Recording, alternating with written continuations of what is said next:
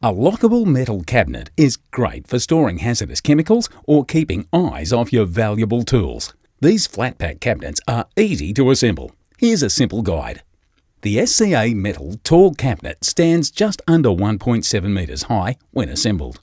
Upon unpacking the cabinet, grab the instructions and check that all of the listed parts are present. You'll also need a 3/8 socket or spanner and a small flathead screwdriver for the job. Clear a large workspace on a flat surface, preferably raised if possible, and lay down some cardboard or paper to protect your cabinet from scratches during assembly. You'll begin the cabinet from the back panel, so lay parts A and B, the left and right hand back panels, side by side on your assembly area. If there are any bent corners due to shipping and handling, straighten these with your hand or a pair of pliers. Also, check the tabs on the panel, which may be flattened during transit. These can be pried open with the flathead screwdriver.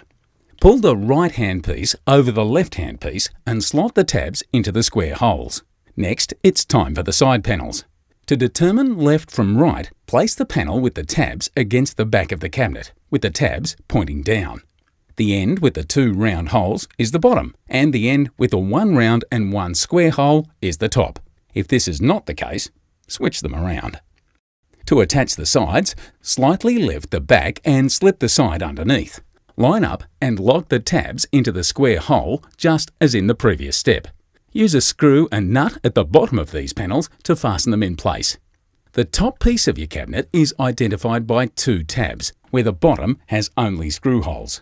Slip the top into place, aligning the tabs with the square holes in the side panels, and then use 5 screws and nuts to finalize the attachment of the top and back panels. The bottom panel is installed with the large formed side facing downwards, and the rear of this will slip into the locking tabs situated at the back of the cabinet. 5 screws and nuts slip through the single hole at the back and 2 holes on either side of the front to hold the base section in place. Before fitting the doors, the unit must be squared. Stand it upright on a level floor, then loosen and tighten the screws as necessary to square the cabinet up. Now, grab the door which has the handle cut out and carefully align the hinge pins with the companion hinge on the right-hand side of the cabinet. Once the right-hand door is hanging, the same can be done for the left.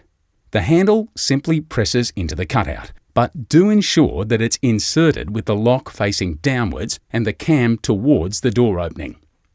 To install the door rods, first remove the retainer and place a spacer on each of the pins.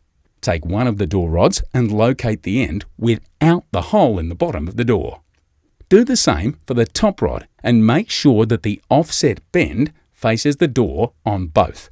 Replace the retainer, tighten the screw, and the doors should now lock securely. The final step to completing your cabinet is to install the shelves. These can be set at any height you wish by choosing a level for each shelf from the square notches in the back of the cabinet and installing the shelf clips at the same level using the holes in the front of the side panels.